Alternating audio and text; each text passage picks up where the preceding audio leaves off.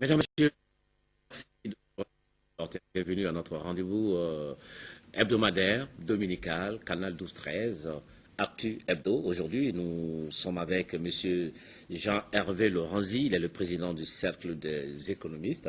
Il est à Bamako dans le cadre du Forum de Bamako. Bonjour, bienvenue. Et nous sommes également avec Monsieur Mohamed Amara, il est docteur en sociologie, écrivain, auteur du livre Marchand d'angoisse. Le Mali tel qu'il pourrait être, c'est l'ouvrage que vous présentez aujourd'hui, mais également vous profiterez pour nous parler de votre participation, comment vous avez vécu cette rencontre annuelle, les rencontres littéraires du Mali, c'est bien cela? C'est bien cela. C'est votre première participation, Deuxième. non? Ok, très bien, bonjour, merci, Bonjour. bienvenue. Également sur ce plateau, monsieur Salif Konaté, vous êtes facilitateur du projet de renforcement du leadership des jeunes dans la prévention et la résolution des conflits, la promotion de la citoyenneté et de protection des droits humains. Ah ben dis donc, vous avez un gros fardeau là, hein, ça ne vous fait pas peur. Oui. Vous gérez tout ça? Oui, nous allons gérer tout ça. Eh ben, très Merci. bien, merci, bonjour à vous également. Merci. Une fois encore, merci, mesdames et messieurs. Et nous partons directement avec le premier sujet.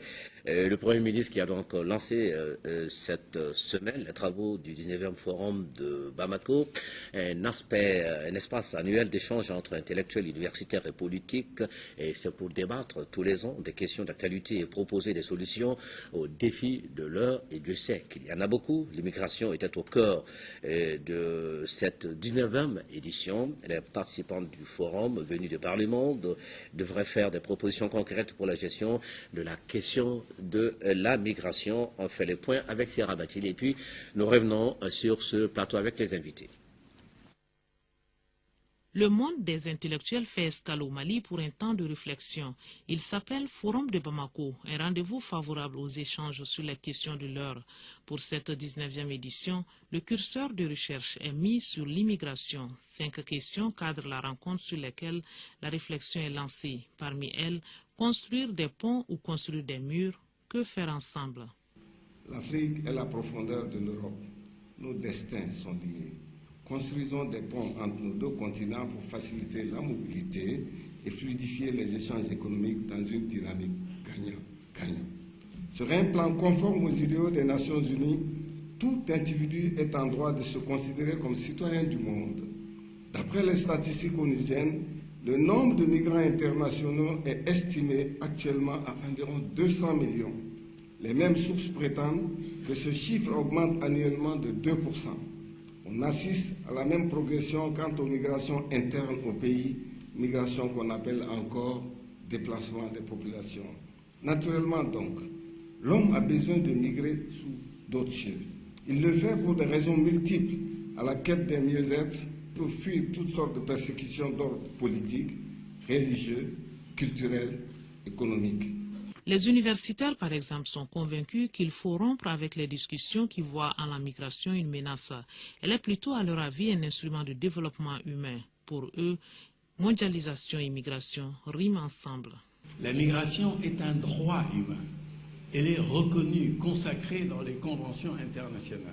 Mais comment organiser les vivre ensemble et accepter l'idée que je peux être le prochain de quelqu'un qui ne m'est pas proche physiquement ou racialement, mais nous pouvons être des proches. Je peux être le prochain de quelqu'un qui est différent de moi. Et comment organiser le vivre ensemble, comment faire de la diversité une richesse, c'est une orientation importante à considérer. Il est évident que l'Europe est présente en Afrique aujourd'hui, spirituellement, économiquement, militairement, politiquement, et à l'inverse, l'Afrique est présente en Europe à travers ces diasporas qui ont eu une influence dans les arts, dans la culture, dans l'économie, etc. Nul doute donc que l'apport de la migration est remarquable dans les investissements, surtout pour les pays de départ. La Banque mondiale, partenaire depuis 10 ans du Forum de Bamako, attire l'attention des politiques sur les enjeux du phénomène migratoire. Les enjeux liés au mouvement migratoire et leur impact sur la croissance économique et la réduction de la pauvreté sont d'une importance capitale pour la Banque mondiale. Notre institution pourrait contribuer davantage au programme mondial en matière de migration dans 4 domaines. Financer les programmes de migration, s'attaquer aux facteurs fondamentaux de la migration, notamment en réduisant les inégalités, maximiser les avantages et gérer les risques de la migration dans les pays d'origine et d'accueil, Et enfin, fournir des études pour l'élaboration de politiques publiques et améliorer la perception du public. C'est l'instrumentalisation de la migration qui fait d'elle un phénomène avec l'entêtement d'aller vers l'Eldorado même au prix de sa vie. La migration devient dangereuse quand elle est irrégulière. Les États doivent donc s'organiser pour empêcher la fuite des cerveaux. Le gouvernement envisage d'adopter prochainement les textes qui vont consacrer l'administration institutionnelle du CIGEM pour en faire un observatoire national des migrations. Au regard de l'expérience malienne en matière de gestion des migrations et confiant à son engagement politique constant, l'Union africaine a conclu à la faveur de son dernier sommet tenu à Addis Abeba un accord de siège avec nous pour l'installation à Bamako du Centre africain d'études et de recherche sur les migrations, CAREM. Ce centre est conçu comme un dispositif de veille des flux migratoires pouvant contribuer à l'amélioration de l'état des connaissances sur la migration au niveau continental. Sa création permettra la mise en place d'une base de données sur la migration et la diaspora à l'échelle du continent africain, capable de répondre aux défis relatifs à l'insuffisance des statistiques en vue de planifier des politiques migratoires efficaces fondées sur des données probantes. Enfin, la création du CAREM est en parfaite cohérence avec les initiatives nationales cristallisées dans la politique nationale de la migration, PONAM, et son plan d'action adopté le 3 septembre 2014. Et notre part de responsabilité, c'est de voir comment atténuer ce qui nous est reproché pour que nous puissions au moins avoir des interlocuteurs. Parce que bientôt, nous aurions beaucoup de gouvernements xénophobes en Europe. L'immigration est devenue de fait aussi un enjeu géopolitique, parce que les décisions et les mesures que nous devons prendre, que nous sommes invités à prendre sur ces segments, structurent quelque part nos relations aussi avec nos partenaires européens. Quand je dis que c'est devenu un enjeu géopolitique, beaucoup de ressources sont aussi conditionnées aux mesures que nos pays doivent prendre pour freiner, ou en tout cas pour réguler, comme on dit, les flux migratoires de l'Europe. L'ambassadeur de France au Mali et le représentant du chef de la MINUSMA au Mali ont également mis l'accent sur les défis à relever ensemble sur la question de la migration. Aux représentants de la MINUSMA de rappeler le pacte mondial pour la migration, un cadre de coopération internationale. De riches interventions diverses et variées à l'ouverture des travaux du Forum de Bamako, un lever de rideau qui sera suivi de plusieurs thèmes à débattre pour les 3 jours de travaux. Alors, la rencontre s'est achevée. Vous avez débattu de beaucoup de sous-thèmes autour du thème central, la migration. Et Monsieur Jean-Hervé Lorenzi, on a parlé ici de construire des ponts, mais pas des murs. Hein. Alors, on parle de plus en plus d'un monde globalisé, mais qui est surtout marqué par des cassures, c'est-à-dire le thème donc du Forum de Bamako, édition 2019, a toute sa place. C'est d'actualité. Il est plus que d'actualité, il est au cœur d'une partie des problèmes de la mondialisation. Comme vous l'avez dit, la mondialisation aujourd'hui fait l'objet de, j'allais dire, non pas de rejet, mais disons, de modification, de transformation de la perception que partout dans le monde, les gens ont. Pendant 20 ans ou 25 ans, on a eu un modèle. Ce modèle est en train d'être, j'allais dire, remis en cause partiellement. Et je crois que les problèmes migratoires, qui sont historiquement une constante de l'histoire de l'humanité, les flux migratoires, leur gestion, la manière de le traiter, feront partie de, j'allais dire, de nouvelles conceptions de la mondialisation, vraisemblablement plus respectueuse des gens, je l'espère du moins, plus accueillante. On est dans une période un peu tendue, ça a été dit il y a un instant sur des gouvernements en Europe qui sont des gouvernements xénophobes. Je pense que c'est une période... L'extrême droite qui prend qui en fait est beaucoup bien au-delà des problèmes migratoires. Les problèmes migratoires ne sont que, j'allais dire, un terrain de discussion facile. C'est facile de dire c'est toujours l'autre qui est responsable des malheurs qu'on a. Mais dans les faits, la montée de gouvernements dits populistes en Europe est en réalité un mouvement très profond qui est lié à bien des phénomènes, y compris des phénomènes j'allais dire, de perte d'identité, enfin, tout ce qu'on peut imaginer et qui dépasse ce sujet. Je pense que cette période est une période difficile, il faut la franchir, elle est tendue, et puis nous allons, j'espère, construire la base d'une nouvelle mondialisation. J'en profite pour dire que moi je m'occupe d'un groupe d'économistes français qui s'appelle le 16 économistes et qui a un événement qui s'appelle les rencontres économiques d'Aix-en-Provence. C'est un peu le forum de Bamako, mais à Aix-en-Provence. Et nous avons décidé, et le forum, et Bamako et Aix-en-Provence, de travailler ensemble. Cette année, c'est exceptionnel puisque le forum de Bamako a attaqué un sujet qui n'est pas facile. Chez l'immigration, c'est un sujet justement, vous difficile. êtes économiste. Et nous avons, dans 4 mois, le sujet de la confiance. Et comment peut-on imaginer la confiance si on ne traite pas les problèmes de migration et comment traiter les problèmes de migration s'il n'y a pas de confiance. Donc les deux sujets sont très, très interreliés et je pars, enfin avec mes camarades, je pars avec beaucoup d'idées fortes que j'ai retenues d'ici, qu'on va essayer de d'évoquer. Ok. Voilà. Alors, on va demander l'avis également des autres. Professeur, docteur Amara, vous êtes au Mali, mais vous avez également un pied en France. Tout à fait. N'est-ce pas?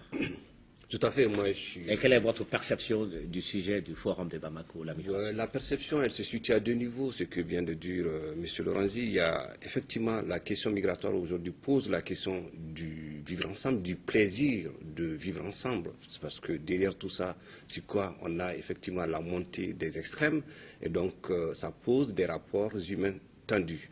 C'est le premier aspect et je pense que c'est important à un moment qu'entre les États, qu'il y ait des coopérations plutôt franches, où les questions migratoires sont discutées en des lieux appropriés, en prenant en compte l'ensemble des acteurs autour de la migration. Les acteurs, ce sont les associations, c'est les gouvernants, c'est aussi les jeunes, les différents candidats, et donc à cette envie d'aller chercher quelque chose ailleurs, sachant que, vous l'avez bien dit, c'est quand même quelque chose qui date, c'est la question de la mobilité, quelque part, qui est posée, tout simplement. Et le dernier aspect, pour moi, la migration aussi pose la question de quelle est l'offre que donnent les différents gouvernants, les gouvernants africains, les gouvernants européens, parce qu'il y a un besoin de part et d'autre, il y a un besoin d'aller voir ce qui se passe ailleurs, de découvrir, etc., etc. Mais aussi, il y a un besoin des pays qui accueillent d'avoir de la main-d'œuvre. C'est des vraies questions liées tout simplement au phénomène démographique, etc., etc., qu'il faut en débattre. Donc, 2 aspects qui me paraissent importants pour essayer de répondre à la question. On va écouter M. Konaté également. Ok, bon, le problème de migration aujourd'hui est à l'ordre du jour. Parce que si nous remarquons, beaucoup de nos jeunes sont en train de partir à l'extérieur. Cet état de fait nous interpelle tous. Ça signifie qu'au point de départ, les zones de départ où les jeunes quittent pour aller à l'extérieur, dans ces différents pays-là, il y a un problème de développement. Donc, tous les pays doivent se mettre d'accord pour impulser le développement de l'Afrique, afin qu'on puisse minimiser le problème de migration. Alors, si je comprends un peu tous ces avis, on voit qu'il y a une question économique au centre de la question de migration. Il faut régler ça. En tant qu'économiste. En tant qu'économiste. Oui. Les pays européens sont des pays qui sont vieillissants. C'est comme ça. Ça ne va pas changer pour des raisons, j'allais dire, à la fois de vieillissement, pour des raisons de durée de vie, pour des raisons de taux de fécondité, pour toutes ces raisons. Ce sont des pays qui, donc, qu'on le veuille ou non, seront dans les années qui viennent moins dynamiques qu'ils n'ont été parce que ça joue. D'un autre côté, les pays en Afrique sont des pays à taux de fécondité très important, avec une jeunesse très importante. Et moi, je fais partie, comme économiste, de la perception positive des phénomènes migratoires. Je crois que c'est toujours compliqué parce que les gens, quand ils sont différents, ils ont toujours tendance à se... Aujourd'hui, mais c'est positif. C'est positif. Non seulement c'est nécessaire, mais c'est positif pour une raison qui est très simple. Le seul mot qui compte, c'est jeunesse. Alors, il faut trouver aussi un équilibre, parce que on appelle ça aussi le brain drain, le fait que toute une partie des compétences quitte un pays, tout simplement parce qu'ils n'ont pas la possibilité d'exercer tout leur talent, et vont vers des pays qui sont des pays plus riches. Mais si on arrive à réguler ces deux phénomènes, la jeunesse, c'est quand même ça qui permet aux sociétés d'évoluer. Et la meilleure façon, le meilleur moyen de régler ce problème, ce n'est pas d'amener, de fructifier un peu la dimension économique là, dans ces pays-là, pour fixer les partants. Oui, alors nous les économistes, nous disons tous, l'Afrique c'est le continent du XXIe siècle. Pour des raisons évidentes. On va passer de 7,5 milliards de personnes à 10 milliards, il va falloir les nourrir.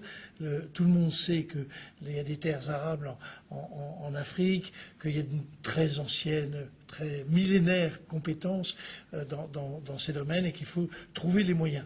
La route est difficile parce que partout, les problèmes d'agriculture ont été assez maltraités, sauf dans des pays... dans quelques pays. Mais ça a été maltraité. La réalité, c'est qu'il nous faut imaginer, pour l'intérêt de l'humanité, quelle est la stratégie économique de l'Afrique. Il faut évidemment des capacités de financement majeures, massifs, en matière d'infrastructures, d'eau, d'électricité, d'énergie. Mais ceci, si c'est le cas, on peut accélérer cette idée assez simple qui, quoi qu'il arrive, moi je ne serai plus là pour en parler. Oui, monsieur Franzi, depuis tout le temps, tout le monde le sait. Tout le monde en parle, mais ça ne se passe pas comme ça. Parce que comme les problèmes, quand ils ne sont pas résolus, c'est parce qu'ils ne sont pas clairement posés. C'est comme le problème migratoire. Et tout problème a deux faces, une face négative, une face positive. Alors il faut le poser comment alors le problème migratoire? Il faut le poser comme le problème migratoire, il faut le poser comme une chance. Parce que c'est vrai, je l'ai indiqué, la chance c'est la jeunesse, la chance c'est le partage, hein, c'est quand même l'idée que nous apportons, si je prends de la France et le Mali, nous apportons beaucoup de choses au Mali par les choses, et le Mali nous apporte beaucoup de choses. Moi je suis très habitué, je vais très souvent dans une ville qui s'appelle Montreuil. Montreuil c'est une ville qui est franco-malienne et qui est une ville formidable. Donc chacun s'apporte cette affaire. Maintenant, le cœur du sujet c'est évidemment le développement économique. Le développement économique c'est la jeunesse. Chez nous, c'est ce qui, dans les 20 ans qui viennent, sera déterminant. Chez vous, c'est le problème de trouver les financements et le mode de gestion d'infrastructures qui permettent le développement de l'agriculture, de l'agriculture et de l'énergie. Et puis il y a cette autre dimension. Lorsqu'on parle d'immigration, c'est du sud vers le nord. Ça ne représente que 12%. Le reste, c'est entre les États africains. Mais est-ce qu'on en parle aussi? Non, pas beaucoup. Est-ce que ça ne pourrait pas être une solution aussi à la question migratoire? Non, on en parle très peu pour des raisons énormes, mais rapidement, je pense que les raisons pour lesquelles on n'en parle pas, c'est parce qu'on ne voit pas ce que ça peut rapporter, cette migration du sud vers le sud, alors que, historiquement, c'est la migration qu'on connaissait, ça c'est clair et net. Et d'ailleurs, ce n'était même pas de la migration, encore une fois, c'est de la mobilité. On y va pour chercher quelque chose, pour se marier, pour développer, et on ne s'y installe pas définitivement. Ce qui est important par rapport à ce qui a été souligné... Ce qu'on appelle même l'exode rural. C'est ça, l'exode rural. Dans les différents pays. Tout à fait, à l'intérieur des différents pays, des différentes zones géographiques, etc., etc. Mais ce que je voudrais souligner, c'est plutôt que pour résoudre la question migratoire, pour moi, il faut résoudre la question des inégalités sociales. C'est-à-dire que c'est vrai qu'il faut de l'économie, etc., etc., mais qu'à un moment, on arrive un peu à faire en sorte qu'on fixe, c'était ça un peu ce que vous posez comme question, comment fixer les gens. C'est qu'il faut qu'il y ait de moins en moins d'inégalités sociales, d'inégalités économiques, certainement, que des jeunes qui finissent, qu'ils puissent travailler. Cela dépend de qui? Cela dépend de chacun de nous. Cela dépend des associations, de l'école, c'est-à-dire qu'il y a des formations qui est une vraie éducation, une formation emploi, etc., etc., etc. Mais même sur ce plan, lorsqu'on parle de migration régulière, c'est qu'ils veulent aller maintenant étudier en France, parce qu'on ne voit pas qu'aller chercher de l'argent, il y a également la connaissance. Vous avez vu, non, qu'on a encore rendu très, très drastique les conditions d'études là-bas en France, et tout ça, c'est pas des situations... C'est pas des situations plaisantes, ça, oui. J'en conviendrai volontiers avec vous. Mais je pense que quand on part pour étudier, on entre dans le cadre des politiques de coopération. Pour moi, c'est central. Il est important que lorsqu'un étudiant malien ou burkinabé ou d'autres partent en France ou au Canada ou ailleurs pour étudier, que derrière, qu'il y ait des dispositifs quelque part. Ces dispositifs-là doivent être pensés par les États. Oui, mais ces nouvelles mesures, par exemple, là. Ces mesures, c'est lié à la montée des extrêmes. Il y a des gouvernements aujourd'hui en Italie ou ailleurs, ou en Hongrie, qui ne veulent pas voir les migrants, parce qu'on confond tout. On confond le migrant au terroriste. Alors, monsieur Hervé, La position d'études en France. Je suis universitaire. Oui. J'ai enseigné pendant très longtemps dans une université qui s'appelle Paris Nord, Paris 13, qui était une université dans laquelle il y avait beaucoup d'étudiants qui venaient notamment du Mali, mais de beaucoup d'autres pays africains. J'en ai tiré une expérience formidable, avec toujours des bons étudiants et des mauvais étudiants, qui soient noirs, blancs, rouges ou verts. Il y a les bons, il y a les mauvais, c'est comme ça, c'est la vie, comme dans toutes les classes. Je trouve que les décisions qui ont été prises, c'est un enrichissement formidable pour tout le monde, à condition que ce soit dans une vraie politique de coopération. Je suis d'accord avec vous. Et cette décision est absurde. Moi, je pense que c'est absurde de vouloir, en réalité, renforcer le problème des capacités des gens à financer leurs études. J'ai toujours été contre l'augmentation des droits universitaires partout, et a fortiori pour des étudiants étrangers qui viennent en France. C'est un lien exceptionnel. C'est la jeunesse, c'est la formation, c'est la connaissance, tout ce qu'on peut imaginer. Et ceci doit être évidemment pensé dans un cadre de coopération. C'est qu'il ne faut pas que ce soit non plus un brain drain, que tous les étudiants talentueux, les esprits qui vont loin dans la connaissance, en réalité demeurent là où ils sont plus facilement employés. D'accord. On va passer à notre deuxième sujet, c'est également l'ouverture à Bamako ici et des activités de la 11e édition de la rentrée littéraire du Mali. L'édition 2019 était placée sous le thème « Un monde de la rencontre ». La cérémonie d'ouverture était présidée par le chef de l'État, Ibrahim Boubacar Keïta, entouré du Premier ministre et plusieurs membres du gouvernement. Elle a été marquée par des prestations littéraires, le compte rendu d'Agali Aguissa. Le Mali a accueilli les professionnels du livre à l'occasion de la 11e édition de la rentrée littéraire.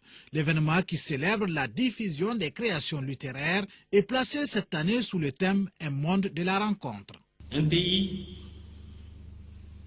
phare des manuscrits, berceau des cités antiques du savoir Tombouctou et Djenné, a naturellement vocation à recevoir le monde pour partager l'imaginaire et la culture. La rentrée littéraire fait désormais du Mali un des grands rendez-vous de la célébration et de la diffusion de la culture et du savoir sur le continent africain. Un constat ou un cri de cœur d'un homme attaché aux lettres et aux Français bien dit.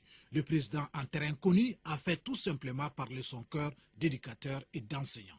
En partant du Mali, du Soudan, j'avais dans mes bagages la trilogie de Cesse. Ces ouvrages-là dont j'avais l'habitude de parler, Cesse, la tribu de Cesse, l'Emlia, princesse de Gao, avait marqué ma prime jeunesse. Ce sont des ouvrages que j'avais reçus comme prix de fin d'année. Et aujourd'hui, je suis désespéré de voir que mes petits-enfants ne sont pas portés vers la lecture. Non, ils peuvent faire les dessins animés, les dinosaures. Et je me navrre également de voir qu'au fil des ans, le parler correct est devenu extrêmement rare. Je les ai dit. Oh, l'horreur. L'horreur. J'ai dit, tu n'as pas dit eux, tu as dit à eux. Donc tu leur as dit. La rentrée littéraire du Mali se passe simultanément du 19 au 23 février dans les villes de Bamako, Tombouctou, Sikasso et Djenné. Une maturité qui témoigne les efforts du gouvernement sous le leadership du chef de l'État, Ibrahim Boubacar Keïta, qui vient d'ailleurs d'être nommé par plus d'une cinquantaine de ses pairs coordinateurs de l'Union africaine de la culture, les arts et le patrimoine. Je suis particulièrement heureuse de cette opportunité de me faire l'écho de cette distinction qui rend justice à l'exemplarité des actes concrets qui furent les vôtres pour faire de la culture un levier de développement. J'en citerai ici trois fondamentalement. La loi sur la propriété intellectuelle qui permet désormais aux artistes du Mali de vivre dignement du fruit de leurs œuvres. L'institutionnalisation d'un fonds de soutien à la création cinématographique et plus récemment encore, l'institutionnalisation du prix littéraire Ahmed Baba. Des efforts certainement partagés par les partenaires du Mali, parmi lesquels l'Union européenne, la France. Le représentant du chef de la délégation européenne au Mali, Ghezi Siramer, et l'ambassadeur de la France au Mali, Joël Meher, se sont succédés au pupitre pour magnifier l'importance de la rentrée littéraire du Mali dans la promotion des langues, notamment le français. Ce qui explique d'ailleurs la présence de la commissaire des États généraux du livre en langue française dans le monde. Les États généraux du livre sont prévus pour l'année 2020. Quel est l'objectif de ces États généraux? C'est de travailler ensemble, que nous soyons politiques, institutionnels, professionnels, acteurs privés, acteurs publics, à rendre possible que chaque personne qui parle le français puisse avoir accès à des livres en langue française, d'où qu'ils soient produits, d'où que soient les auteurs, et que ces livres, ces œuvres, ces auteurs circulent dans cet espace de langue française. La rentrée littéraire, un rendez-vous de partage et de savoir, est également un espace d'exploration des potentialités et des faiblesses des acteurs du livre. Voilà, monsieur Lorenzi, on parle de littérature, mais je crois qu'il y a un point de convergence entre les deux sujets. Hein. Et, vous êtes venu à Bamako pour le forum, 19e édition forum de Bamako, avec une question sur la table. Au moment où vous repartez chez vous, est-ce que vous partez avec une réponse satisfaisante? Vous savez, je suis trop avancé dans ma vie pour penser qu'il y a des solutions simples. Je ne crois pas ça du tout. Simplement, si je prends le forum de Bamako, j'étais venu il y a 5 ans. J'avais trouvé que c'était de très grande qualité. Cette année, j'ai trouvé que c'était exceptionnel. Et moi, je repars avec beaucoup de leçons qu'on va intégrer dans notre propre forum, sachant que de manière maintenant régulière, nous échangeons et les hommes et les idées. Donc, vous voyez à quel point je suis admiratif. Ok, ça va être la passerelle donc pour aller aux rencontres littéraires de Bamako cette semaine également. Vous êtes là sur ce plateau avec cet ouvrage. Je crois qu'on va...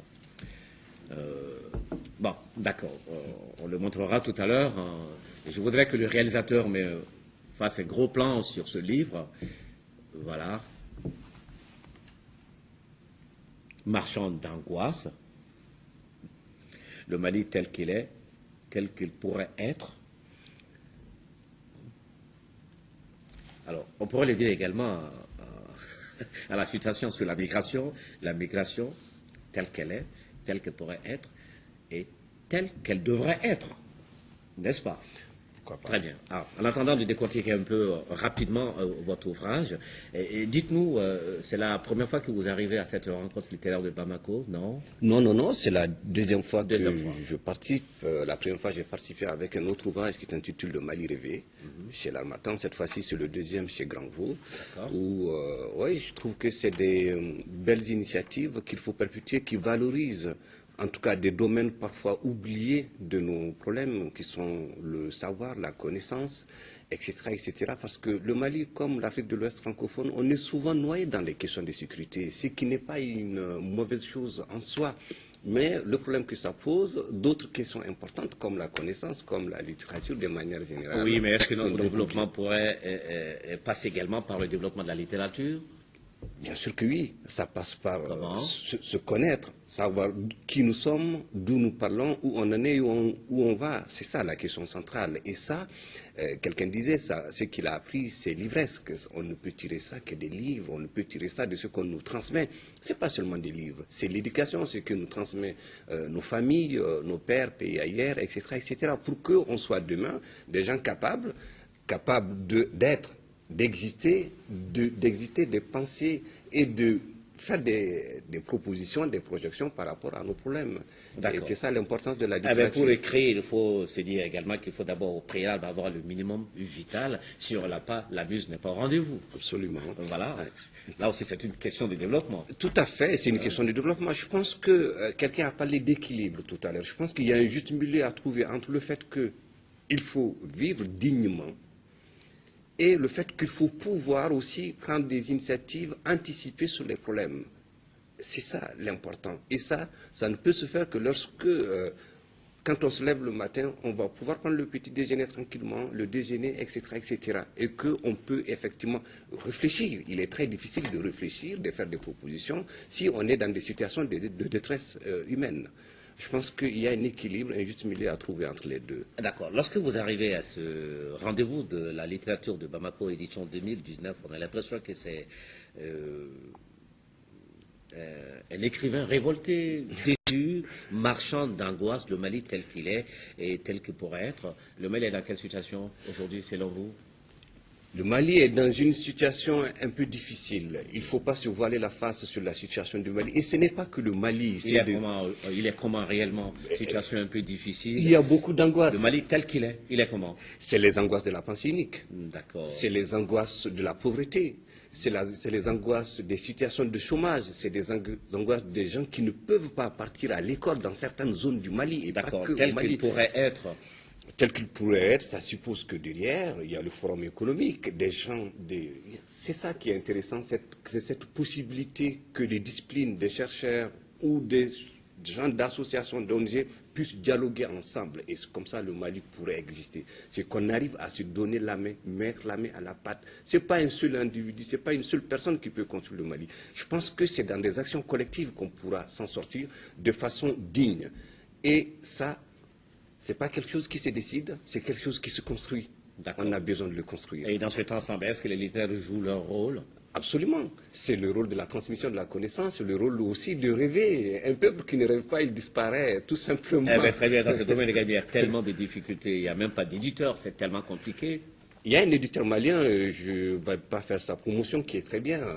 Voilà, et qui fait du bon boulot, la Sahélienne, par exemple. Ils font du bon boulot, il faut rendre à César ce qui est à César. Il y a d'autres éditeurs aussi, comme l'Harmattan, mais qui ne sont pas sur le Mali, où on peut facilement avoir accès à eux pour éditer. Après, toute la difficulté aujourd'hui, c'est de passer à l'étape première, qui est écrire, rédiger quelque chose dans une certaine harmonie, dans une certaine cohérence, pour que ça tienne. Parce que ça ne sert à rien de théoriser si derrière, on n'est pas capable, en fait, de mettre du lien dans ce qu'on pense. Et ça, c'est compliqué, ça. C'est quelque chose qui se travaille, c'est quelque chose qu'on apprend, c'est pas quelque chose qu'on décide du jour au lendemain. Et donc, là, c'est un travail d'apprentissage qu'il faut faire. D'accord.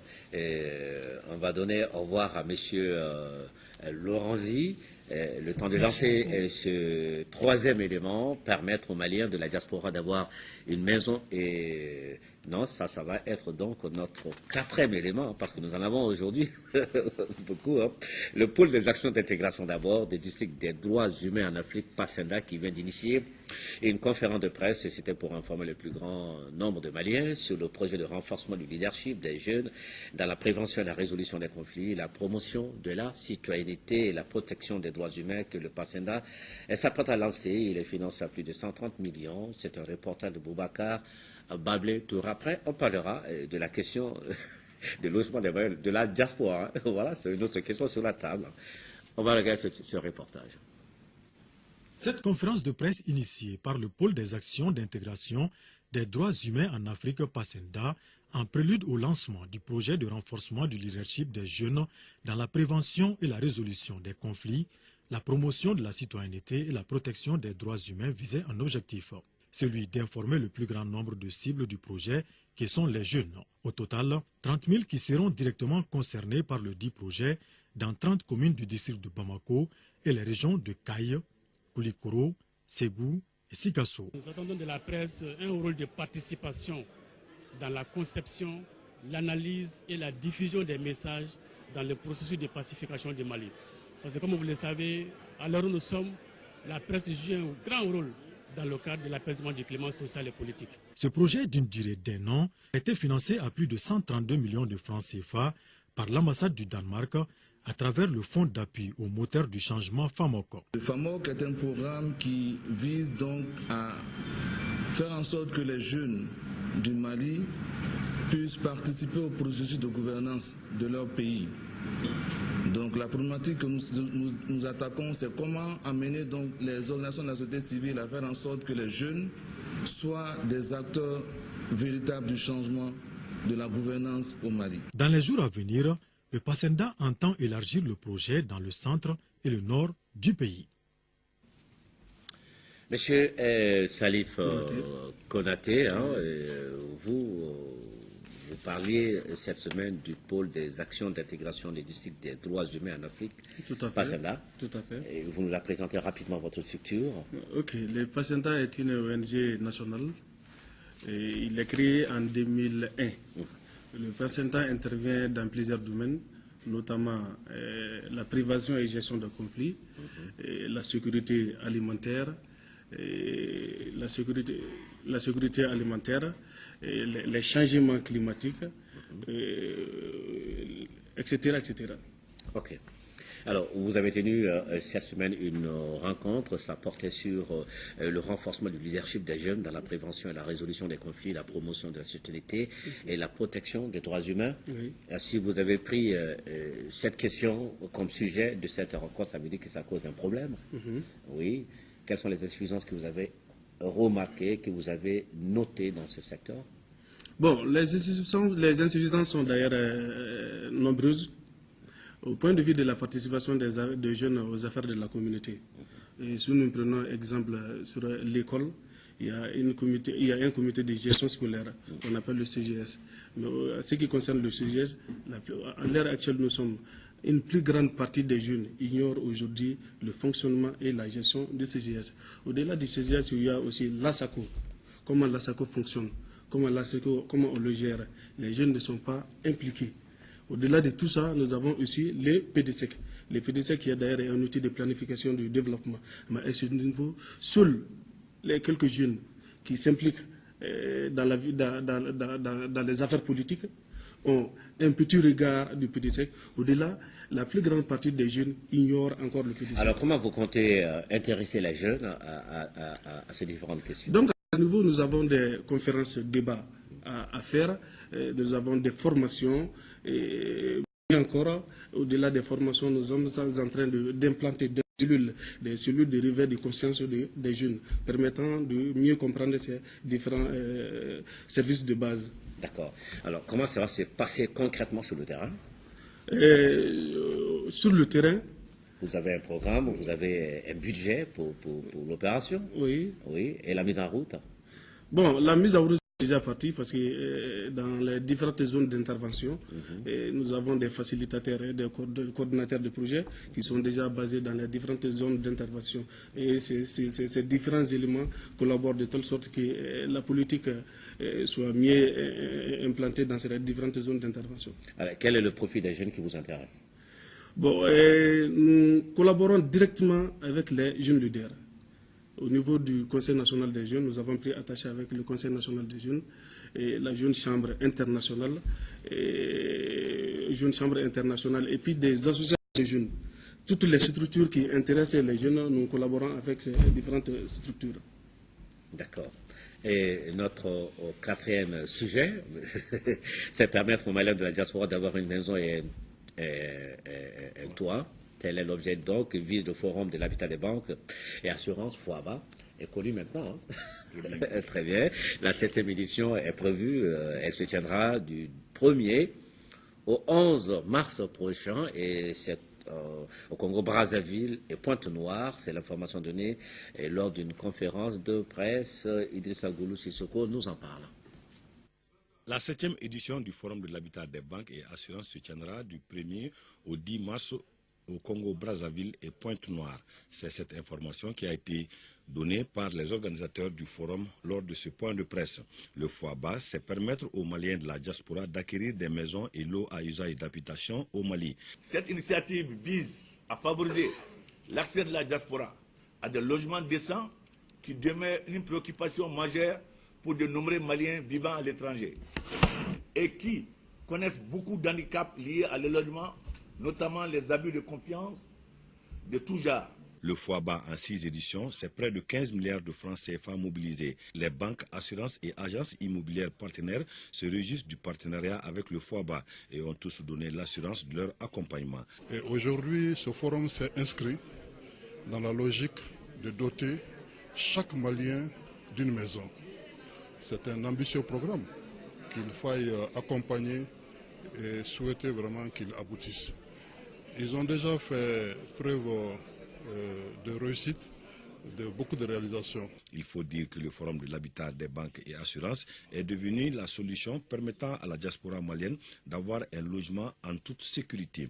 Aussi, Mme Diarra Fatou Mariko, présidente d'honneur à vie du FOABA, a été présentée.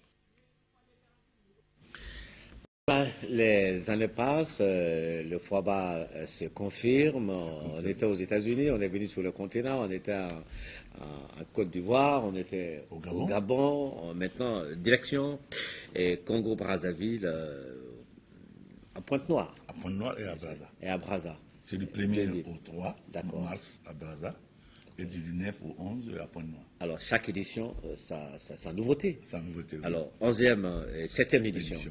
Alors, qu'est-ce qui est prévu? Vous avez déjà un parrain, vous avez 2 ministres au rendez-vous qui ont promis d'être là. Oui. Ouais. Donc, le nouveau, c'est toujours la cité FOABA 1 pour présenter ça à la diaspora. D'accord. Qui puisse investir. Donc, on a fait un petit changement. Avant, on amenait la cité pour 2 chambres salon. Mais on a vu qu'il y a trop de demandes et il y en a aussi qui veulent avoir 3 chambres. Il y en a qui veulent un duplex. Donc maintenant, on va faire maintenant au goût du client. Ceux qui veulent, parce que c'est 450 logements. Ouais. Donc, 450 logements. D'accord. Donc on va faire maintenant au goût des clients. Si tu veux 3 chambres, on te fera de 3 chambres et le prix change. Et les conditions d'acquisition? C'est la même chose. Les conditions d'acquisition, c'est les 20%. Et puis tu ouvres un compte, comme on a toujours dit. Et puis encore, tu mets l'argent dans ton compte. Et puis la banque t'approuve. Nous, on construit, on remet la clé à la banque te donne. Alors, au départ, c'était une opération exclusivement dédiée aux Maliens de la diaspora, mais nous avons vu quand même qu'il y a les Maliens de l'intérieur aussi qui sont intéressés par la question. Est-ce que leurs préoccupations seront prises en compte aussi? C'est la prise en compte. C'est toujours grâce à mon partenaire Ortien, qui m'ont toujours parlé sur les plateaux, de tout faire pour qu'eux aussi ils puissent avoir un logement. Il y a aussi les infirmiers, les enseignants, les gendarmes, les policiers qui me contactent régulièrement, qui m'appellent. Donc je vis maintenant que je veux faire ça pour toute la malienne, des Cailles à Kidal, pour tous ceux qui travaillent, pour qu'ils puissent avoir une maison. Alors vous avez dit que les conditions sont les mêmes, mais il y a toujours des gens... non, au Mali, voilà comment ça se passe. Voilà. Prendre un peu vous avez ces conditions d'acquisition, les conditions d'acquisition, c'est la même chose, mais vous êtes beaucoup plus crédible, les gens d'ici, que les gens de l'extérieur. Parce que les gens de la diaspora, nous, on met un fonds de garantie pour le couvrir parce que les banques ne peuvent pas virer leur salaire. Donc les Maliens à domicile qui travaillent, donc ils vont domicilier leur salaire à la banque d'acquéreurs et eux, ils payent 10%. Et on construit en 10 mois pour les remettre. Et puis on met l'assurance sur les maisons en cas de décès. Et la maison est automatiquement payée et remettre à vos ayants droit. Vous avez combien de sites? Bon, nous avons actuellement 450 maisons. Le site, c'est à Banankoro. Et puis, dès qu'on finit ça, et puis on va lancer... Banankoro, c'est où? Banankoro, c'est derrière Sénou. D'accord. C'est le premier quartier. Après Sénou, directement, c'est le quartier suivant. C'est là-bas que les 450 logements seront construits. Et puis, après ça, on a d'autres logements qu'on va commencer. Les house standing. Ça va se faire à Safo. On a au moins 2000 qui sont en train de se préparer. Et le prix de session? Le prix de ça, de session, on va communiquer dans les jours à venir. Mais le Forum du Mali va avoir lieu en fin mars pour satisfaire les Maliens. Or, je ne suis pas dans mon calendrier parce que je n'ai pas fait ça pour les Maliens de l'intérieur. Le FOABA est créé pour aider la diaspora. D'accord. Mais bon, nous aussi, on doit donner un appui au gouvernement un peu. Maintenant, dans une semaine, vous serez à Brazza et à Pointe-Noire. Et l'opération se déroule concrètement sur le terrain. Sur le terrain, comment ça se passe? Le forum, c'est gratuit. La diaspora est invitée. On fait l'ouverture. Après, maintenant, on fait les B2B. Tous les Maliens viennent, tu t'assois, tu regardes les maisons que tu veux. Les banques sont là, les assurances sont là. Tu ouvres un compte discrètement et tu donnes le numéro de compte. Tu veux la maison, tu fais la promesse de la maison. Tout se passe par promesse. Il n'y a pas une obligation. Il n'y a pas l'argent qui circule au forum. Donc, après que tu vas mettre l'argent dans ton compte et avoir les 20% de ce que tu as choisi pour que tu puisses accéder à ton logement. D'accord. Alors, on a entendu dans ce reportage mobilisation de quelques milliards. Alors, comment ça se passe là? Bon, voilà, comment ça se passe. Vous savez, on a commencé ça depuis 2015. Oui. Les Maliens sont beaucoup favorables. Il y en a qui sont beaucoup bénéficiaires. Ils nous encouragent. Donc il y a 2 ministres qui sont attendus là-bas. Il y a le ministre de l'Habitat. De l'Habitat et des le ministre des Malais extérieurs qui est sur le spot déjà. Et vous avez un président d'honneur aussi. On a un président d'honneur qui est l'ancien président ATT. Oui. Et on vient de nommer maintenant une nouvelle femme. Une femme qui est la présidente d'honneur à vie et qui est une femme très brave, sociale. Qui c'est? Oui, c'est Mme Diarra Fatou Mariko, qui avait aussi l'intention de faire la même chose et qui n'a pas reçu. D'accord. Et qui m'a cherché et venu me voir. Et maintenant, on l'a ajouté au forum. Maintenant, on l'a ajouté au forum. Maintenant, elle est présidente d'honneur. Donc, elle dit que maintenant, ses rêves sont réalisés parce qu'elle a vu quelqu'un qui a pu réaliser ce que lui, elle n'a pas pu faire. Parce que ça, dépend des mécanismes et des méthodes de travail. Alors, et pour ceux qui voudraient venir, mais qui hésitent encore, est-ce que vous pouvez nous faire déjà le point? Oui, le point, c'est quoi? Ce que vous avez fait déjà? Est-ce qu'il y a des Maliens qui ont des maisons? Oui, plusieurs. Qui sommes en 15 milliards qui ont déjà, il n'y a plus. Des Maliens de l'extérieur, il y en a beaucoup. Des Maliens, plein. C'est pour cela qu'ils nous appellent partout. D'accord. Même si le fonds n'est pas arrivé chez toi, tu peux avoir ta maison. Tu nous envoies les pièces, on ouvre le compte pour toi, tu mets l'argent dedans, on t'envoie les brochures pour les maisons, tu veux, on t'inscrit. Si la banque t'approuve, nous on construit, la banque te remet la clé. D'accord. Mais le mécanisme, on a dit que le foyer, c'est ouvert pour tout le monde. Tu peux amener ton idée, on approuve et on travaille ensemble pour aider la diaspora. On n'a jamais fermé, le foyer n'est jamais fermé. C'est ouvert pour tout le monde. Ça, c'est le système américain. Ah ben, très bien. On rappelle quand même que vous êtes malade de la diaspora des États-Unis, c'est ça? Bien sûr, 32 ans aux États-Unis, c'est pas 32 jours. C'est pas 32 jours. Donc on amène les nouvelles technologies, on amène le bon système qui existe aux États-Unis. C'est pour cela, quand j'avais commencé ce projet, les gens ne croyaient pas. Ils disaient qu'on ne touche pas à l'argent. Moi, je suis le promoteur, je ne touche pas à l'argent. Je ne prends pas l'argent avec quelqu'un, mais tu as ta maison. Mais comment ces mécanismes peuvent réussir? Et on est à 15 milliards. D'accord. 15 milliards avec beaucoup de propriétaires déjà. Des champs, des parcelles. Ok. Alors, vos jeunes, ils n'ont pas accès à ces produits parce qu'ils n'ont pas, d'emploi. Le problème d'emploi se pose, donc il y a un problème de revenus se pose. Donc il est un peu difficile de les impliquer dans des situations pareilles. D'accord. Vous n'avez jamais entendu parler de FOABA? Je découvre et je trouve que c'est des belles initiatives qu'il faut valoriser. Des liens devraient se faire parce que la question de leader qui est abordée par M. Konaté, enfin par votre ONG, donc la question aussi des conférences, débats pour que les gens comprennent, pour qu'ils s'approprient certaines questions. Donc ce qu'ils doivent travailler ensemble, c'est des belles initiatives. Si ça permet aux gens d'avoir un toit et d'avoir des investissements sécurisés. D'accord. Alors, cette semaine, lancement c'était hier déjà à Ouagadougou, le FESPACO, cinéma africain, littérature africaine. Ça va ensemble. Le cinéma, la littérature, c'est la même racine, le même point de départ. Mais malheureusement, c'est des activités qui demeurent, qui ne sont pas supportées suffisamment. Qui ne sont pas suffisamment à hauteur de souhait. À hauteur de souhait.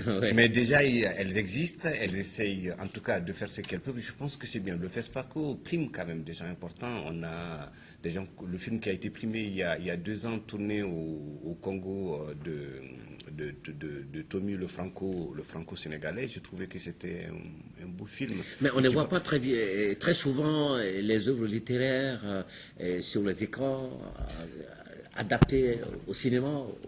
Tout à fait. Alors ça, c'est une question de politique culturelle, tout simplement. Comment des États peuvent avoir des politiques... Parce qu'il s'agit de parler de nos réalités. Tout à fait. Voilà. Tout à fait. Je suis absolument d'accord avec vous. C'est une question de politique culturelle qui, normalement, doit penser de façon globale, une approche globale, qui met en lien le cinéma, l'art, si vous voulez, de manière générale, la culture, la littérature, etc., etc. Parce que le théâtre peut être porté. Par exemple, si vous prenez les livres d'Aimé Césaire, sur ce qu'il a fait sur le discours sur le colonialisme, par exemple, ça a été porté aussi au cinéma. Et donc des livres de Sous l'orage, Père à son âme, de Cellou Badian Kouyaté, etc., etc. C'est une histoire de politique culturelle. Quelle politique culturelle nous avons aujourd'hui au Mali, en Afrique, de manière générale, qui permet un peu d'avoir des œuvres... Alors, aujourd'hui, faudrait-il parler de la littérature africaine ou des littératures africaines?